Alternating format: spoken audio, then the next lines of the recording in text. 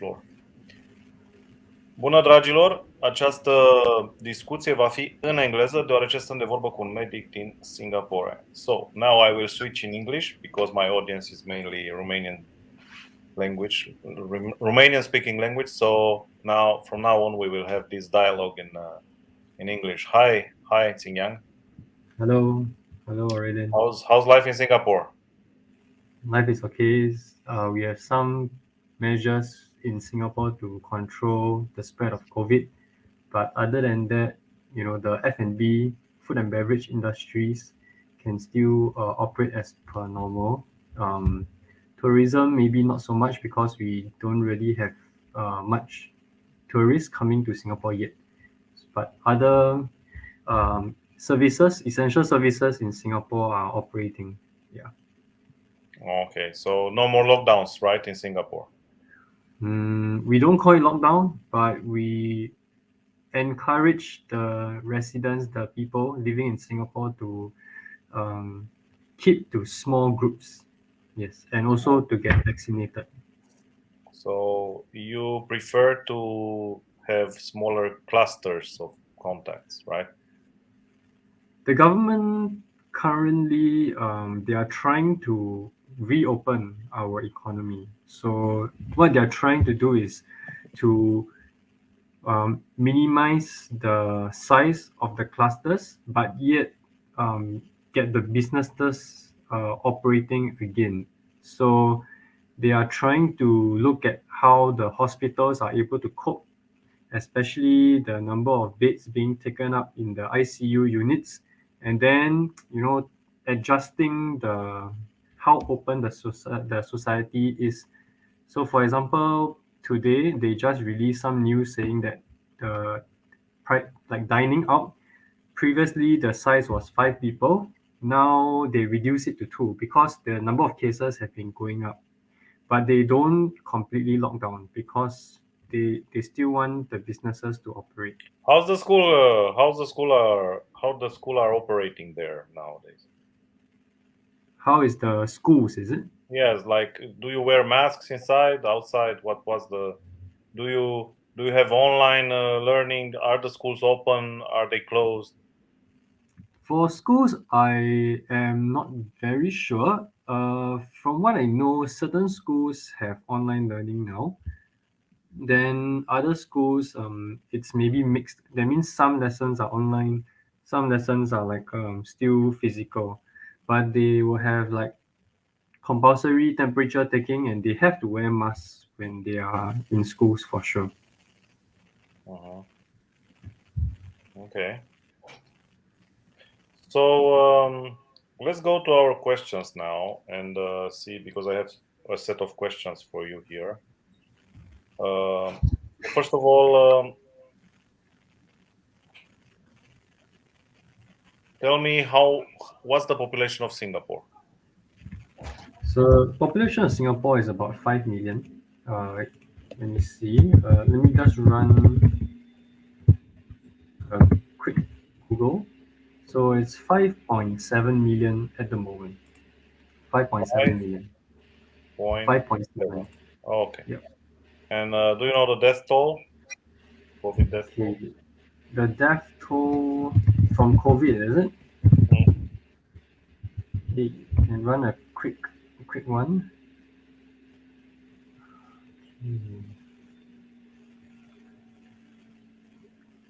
So as of now, I think the death toll is about 70. If you want the total number of cases, I think we have 82. No. That's the total from the start of pandemic? Yeah, I think so. Yeah. From the start of pandemic, 70. Are you sure? 70. I can give you the link. I'll put it in the chat. Okay. Share in the chat. So this is from Google, and the source is also indicated. Yeah, you're right. So you have like 80,000 cases and 70 deaths, official deaths of COVID. That's amazing. Only 70 out of 80,000 cases, right? Yep, that's right. Wow. So you have pretty good pretty good ICUs over there, I guess, right? Um, I think we have good measures to contact trace. That's the most important because contact tracing is kind of important. You need to isolate the clusters fast. So what the authorities did, our government, is to give everybody a little device. So whenever you go to a restaurant or a mall, the mall will have a QR code for you to scan. So you got to scan it, or you need to use the device and scan one of the electronic check-in devices to say that, oh, you have entered this place. And when you leave this place, you have to scan it again. So in this way, right, if there's a person that has gotten COVID and the person has traveled to that mall, then all those people um who have also entered the mall during the same time, they will be given a message like through the app on the phone. They say, oh, someone has caught COVID during that time. So we encourage you to do a ART swab to find out if you have COVID. And if you have COVID, then you either go home, quarantine yourself, or you get warded if you are feeling serious, like breathing difficulty and stuff like that. So I think the good thing about the Singapore government is that they have this very efficient contact tracing. Yeah. Got it. All right. You sent me here I have this link as well.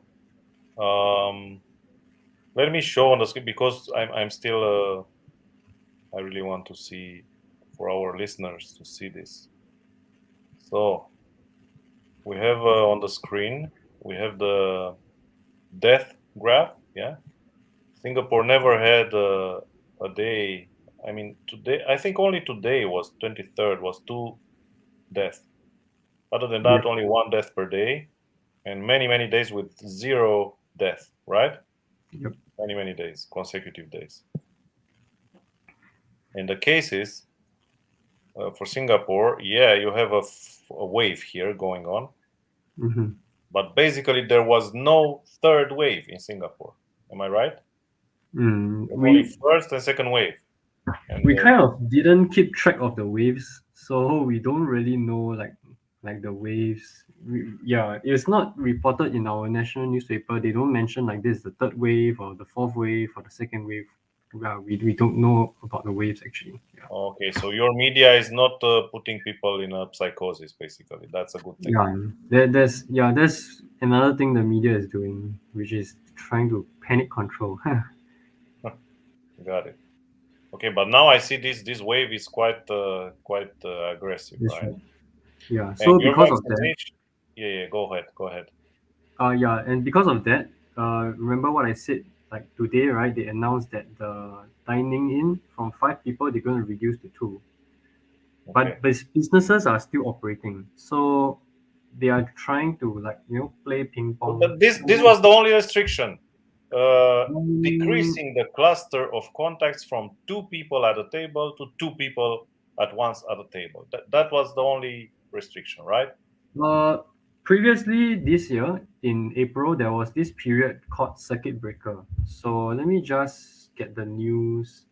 Yeah. So during this year, no, sorry, last year 21st April, 2020 until last year, 1st of June 2020, there was this period whereby it was kind of a lockdown. It was kind Uh-huh. of a lockdown. Let me just get the link so that y'all can see. Huh? Yeah, I can display it on my. Yeah, sure. Let me just send you the link. So during this time, which was last year, it felt like this year actually, but it's actually last year. So that was like our lockdown period because during this period, only the essential services could open. So shops in the malls that sell maybe like if you're selling candles or if you are selling maybe cakes, pastries, cakes, you won't be allowed to open. So only the hospitals can remain open. Only the marts, whereby you need to buy food can remain open.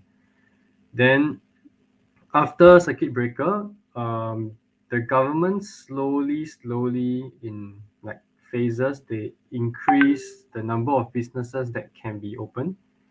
And then after many months, then we started to dine out. So previously it was always takeaway, takeaway. We couldn't eat at the hawker centers. We couldn't eat in the restaurants. It's only many months later then we could begin eating. So Singapore avoided a full lockdown. Yeah, but we kind of slowly reopened, and now that we are opening much more, um, also, one thing I need to say is the government wanted to hit a vaccination rate of 80% before they decided to open much more. So I think recently they managed to achieve that target. Hence, they are opening up more. But then we realized that the cases have shot up, which you saw in the graph just now. The cases Yeah. shot up again. So now they are restricting again. Yeah, because they don't want to, burden the hospitals as much. Yeah. One question. Tell me more about this QR code. Since when it was implemented in Singapore? This code you are using when you go out. Okay. So let me find. This thing is called Trace Together. Trace Together. So this was mainly used just for contact tracing, not for restricting and discriminating through people, right? No. It's used for contact tracing. Although, okay, I mean, cannot if quite you are see this. vaccinated or not vaccinated, does it make any difference when you show this QR code when you enter a Oh, restaurant? yes. Actually, now it makes a difference. So if you are not Okay, vaccinated, the restaurant will kind of ban you from dining in. got it. So Yeah. that, and since when this was implemented? The dining in, I think a few months ago, after they kind of open up even more, then they mentioned that if you want to dine out in restaurants, you have to be vaccinated. But Singapore has hawker centers. I don't know if you all know in Romania what hawker centers are. Basically, they are like open air, Yes, um, yes. large scale places where you can eat. It's not a restaurant, but you can eat there and you can eat a lot of different cuisines It's there. like an So, outdoor food court, right? yeah, like an outdoor food court. So if you're unvaccinated, you can still go to the outdoor food court to eat. That's Got it. okay. But if And you're going to also dine there in a the weather is restaurant, very warm, so that's not a problem. As opposed to yeah. Europe when in the winter we have a negative Celsius temperature. Yeah, Oh yeah, then it's a bit harder. That's right. right, right. Okay, so that's that, and I'm glad I've asked you this. Let me see what kind of questions do I still have here. Okay, can you tell me if there's any mandatory vaccination instituted for certain professional categories in Singapore now at the moment? Okay, so for Singapore, right, for the healthcare workers, they are strongly encouraged to get vaccinated, but Uh-huh. there is no mandatory. However, that being said, strongly encouraged means that if you don't get vaccinated, you won't be able to do your job properly. Yeah, but So that's kind of like forcing you, right? yes, it's kind of like forced, but they don't say that it's compulsory or mandatory. It's just that you have to be vaccinated in order to be in the front In the line. indirect, Yes, indirect let's coercion. say mandatory. Yeah.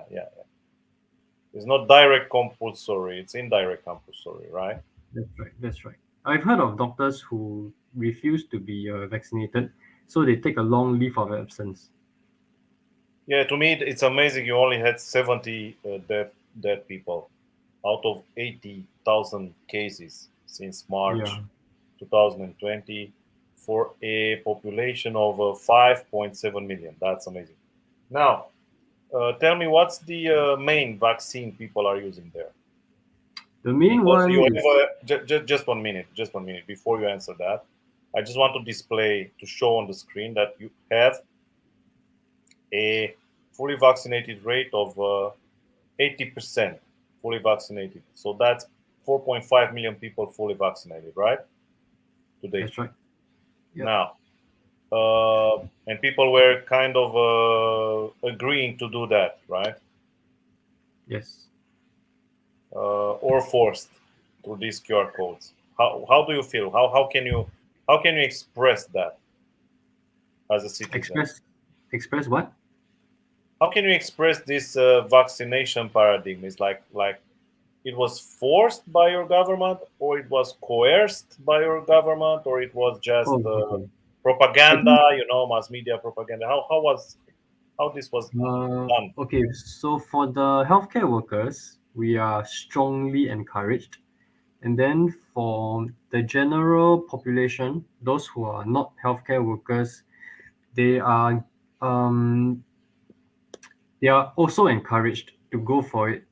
And our government actually puts up like we call it multi-ministry task force, and in this multi-ministry task force, right, there will be certain ministers and there will be like the doctors, head of infectious diseases there to speak to the public, tell them that they are strongly encouraged to go for the vaccination. They also Mhm. mention studies to say that people who are vaccinated tend to also have like less symptoms, so they suffer a milder form of the disease instead of a very severe form of But the is that disease. true? I mean, is the vaccine delivering this promise there? Uh, I think so because look at our infection rates is actually very high, but a lot of people actually don't suffer from like severe disease unless they have like comorbidities, which is like high blood pressure, diabetes, or other illnesses that they have been suffering for a longer time. So yeah, I think it's really protecting the vast majority of people. However, I hear from your side that there might be people who are having strong allergic responses to the vaccine. Am I right? Yeah. So I guess you are codified. Our country is using Pfizer and Moderna. I'm not a pro-vaxxer by any stretch of any imagination, as you already know me.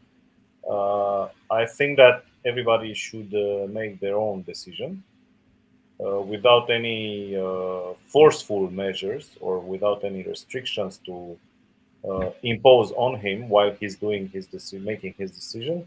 So is Moderna on the second place, AstraZeneca third place, and Johnson and Johnson fourth place. What's going on there in Singapore? Which one do you use? In Singapore, we have Pfizer first and followed closely by Moderna. And recently, certain private healthcare um, organizations have also started to provide Sinovac, which is the China Yeah. traditional vaccine.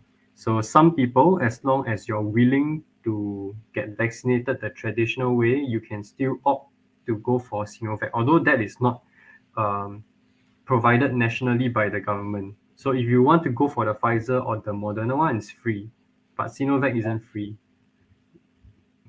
Sinovac is not free. It's What's the not name of free. the Chinese one? Sinovac. Sinovac. Oh, okay. Yeah, And it's produced by a state-owned Chinese pharma company, right? yeah, that one is by China. Yes. Got it.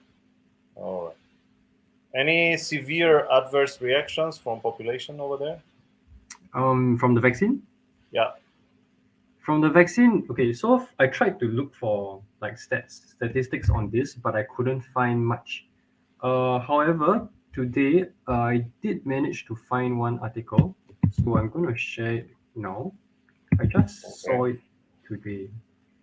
So this is an article that mentioned that um, cerebral vascular events (CVT), Yeah. clotting in the brain, could have been triggered by this the vaccines like Pfizer and Moderna. Uh, the article the article after I read it actually is kind of neutral, maybe neutral after reading the whole article because there are certain parts that say that actually it doesn't really increase because there are studies done to say that even in people who haven't had the vaccine, the incidence of CVT is also about the same. So what I want to say is there's still conflicting information. some studies find that it does increase. Some studies say that it doesn't increase. I think what we have to do is to be careful. And if you do have like comorbidities like high blood pressure, diabetes, high cholesterol, then you have to be more careful. I'm not saying that you will get something like this, but neither am I saying that you won't get it. You just have to be more careful if you're going to be injected with a vaccine. Yeah. Got it. Got it. All right. So you also have our problem. Our government is not very transparent on the adverse reactions. So we don't have a system like VIRES from United States or like yellow cards from UK or like Mm. EUDA vigilance like the EU. You know. However, we have a national system kind of, but the stats are very let's say grabbled. Yeah, they are not so the data is not good. The data is not transparent. Is not verifiable. So we cannot draw any conclusions. That's the problem. All right. What's your specialty now? My specialty back in China was male health, andrology. So I see patients like for with fertility problems. But now in Singapore, I see any kind of patient. It doesn't have to be fertility. Sometimes people with shoulder pain or back pain, they will come and see me, and I will do acupuncture or maybe give them medicine. Yeah, I'm a Got it. TCM physician, by the way. Got it. All right. However, let's advance with the questions because I know you are busy and in Singapore it's late evening. Um,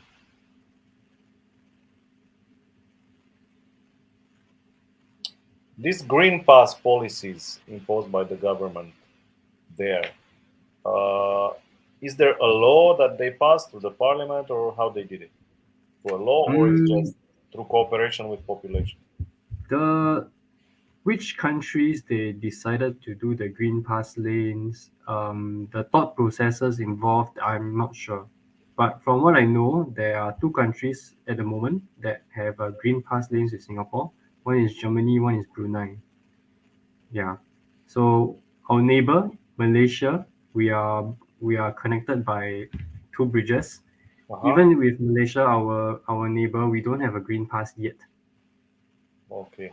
Yeah, so I'm not sure what are the thought processes that go into creating the green pass things. From what I know, Germany still has many cases, right? Yeah, I'm Yeah. not very sure. I'm just saying out of my mind because I heard from other people that it's not exactly fully under control, but yet we still have a green pass thing with Germany. So what goes on in the thought processes of the government, I'm not sure. But from the news, yeah, we do have green pass with two countries at the moment. Got it. All right. Another thing. Was it any moment when Singapore's healthcare system was overloaded in special? I'm talking about ICUs specifically. Mm,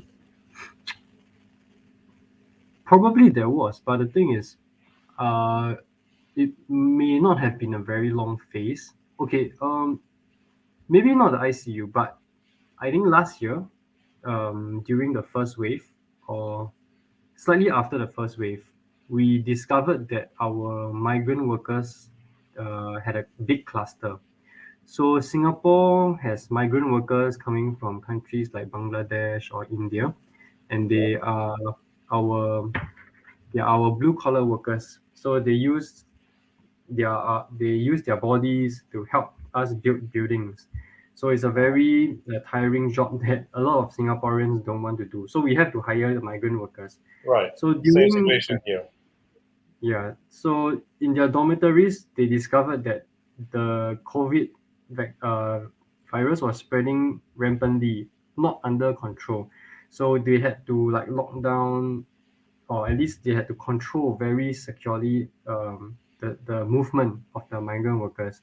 So I would say that during that time, maybe it was kind of like a overloaded our system a little bit because we had to get people to do swab testing for them on a regular basis. So this could have been like a stress point for Singapore. However, ICU, I think it wasn't stressed to the point whereby the hospital had to reject people. Not to that point. Singapore never came to that point. Right. Okay, so another thing I wanted you to ask, it's what about the vaccination for kids? What's the government policy over there in terms of kids? What do they recommend? And also the I third dose, if they recommend the third dose or not. third dose, is it? Third. Yeah, third dose and kids vaccination. The two questions in one. Okay. For the third dose, okay. Let me answer the third dose first. For the third dose, right now they are still thinking, but it's not out yet. They haven't like officially given news that there will be a third dose, but they are in the midst of contemplating whether we should give it to like the elderly, and the immunocompromised. They are still thinking about that, but it's not official news yet. And as for kids vaccination, let me see if I can find some news on that. Vaccination.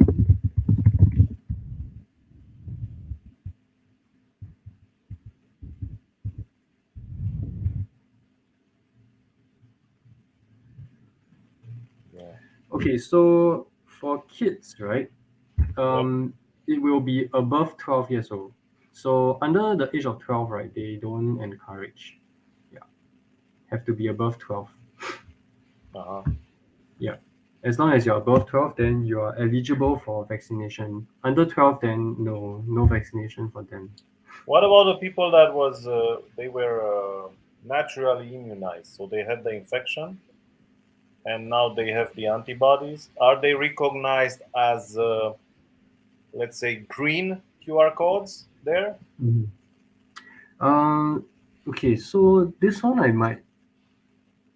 Okay, this one I have no news to back up, but one of my patients did tell me that um, a close one of hers, a close contact of hers was infected overseas, and he came back to Singapore, and they did a serology test for him, and then after that, then I think he had another jab of the vaccine. So I'm thinking maybe it could have been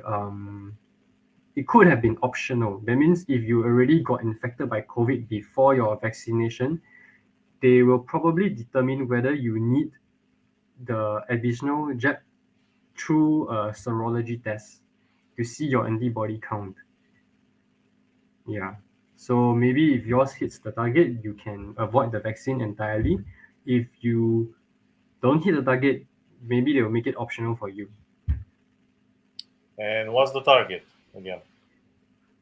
I'm not sure what's the serology target. This one Is I'm it not very. standardized over there? I mean, all the doctors agree, or it's also a discussion thing?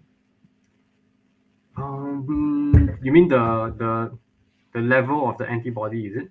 Exactly. Yeah. I'm not sure what's the level because I didn't manage to get in contact with the person to ask. So I'm not very sure myself.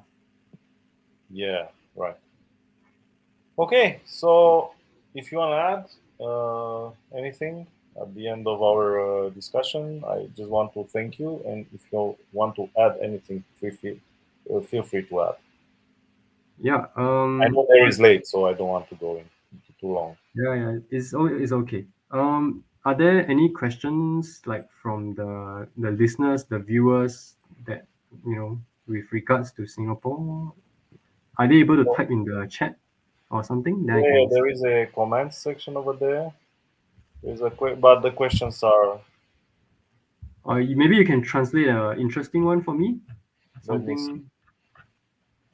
Let me see. Let me see. Let me see. I see there's one in English. There's one in English. Yeah, the one that is. Let's see. This one. It's displayed on the screen. So They are basically asking you if you really trust those PCR tests or not. Your opinion as a doctor. Okay, so with regards to like fake tests, um, I think this is something that I probably haven't encountered in my country.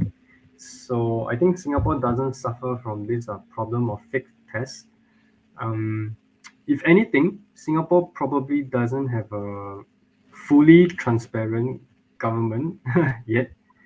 So that's probably something that is maybe giving the residents some frustration now. But Mhm. fake tests, I don't think so. If anything, the test won't be fake. Uh, it's more likely that maybe it's like a false positive or false negative rather than the test itself is fake. You get what I mean? Because tests are not 100% accurate as well. Sometimes you do a ART swab and then you find that it's positive. You may not actually have the virus, and vice versa. If it's negative, it doesn't mean for sure that you don't have the virus. There's this thing called false positive and false negative in medical science. So yeah, I hope that answers your question, Valentin. Yeah. The other one is, do you think the government is trying to censor media? Oh, And for media sure. is paid Yes, by the government. Johnny, you're right. The government does control the media. So if you all notice that the links that I provided just now, the Straits Times, that's actually a government controlled Okay. our own public, what do you call, publication board, right? Yeah, publication agency. So it's government controlled. It's not totally independent. So the government will definitely, to some extent, have control over the kind of news that is being broadcast to the public using the state media. So there are also other forms of media in Singapore that is not government controlled. So you can read or you can have access to those. The government doesn't censor everything. So if say there's another website that you know shows you another side of the government and is being shared on our own Facebook pages, you can still access it. It won't be blocked. It's not like China. It's not Got like it. you cannot see the news at all. You can still see it, but it's not government endorsed. You get what I mean? Yeah, Got it. right. Okay. Uh, I think there are no more questions over there. Over here. Yeah, no more questions. So, again, thank you very much. Here in Romania, situation is definitely worse than in Singapore in terms of everything. And I would dare to say even in terms of human rights, because they want to at least you have those outdoor food courts which you can use no problem. But and it's like endless summer in Singapore. But Yeah, it's here we innocent. have the winter, and we don't have those outdoor food courts. Even during the summer, it's not really something that it's easy to find in Romania, let's say. But anyway, Yes, um, amazing. Only 70 dead people.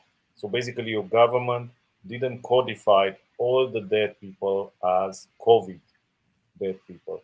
So because this was a phenomenon that happened in Romania. They had cancer, they had diabetes, they had a kidney problem, and COVID.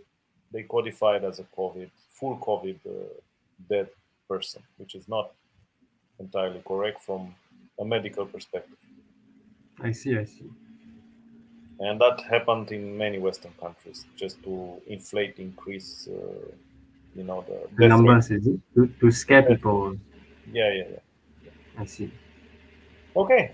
Thank you very much, Xingyang. And Mm, yeah, my pleasure. bye. Hey, Mutumes. Good afternoon to all of y'all, and I hope y'all take care. Bye. Bye bye. Bye.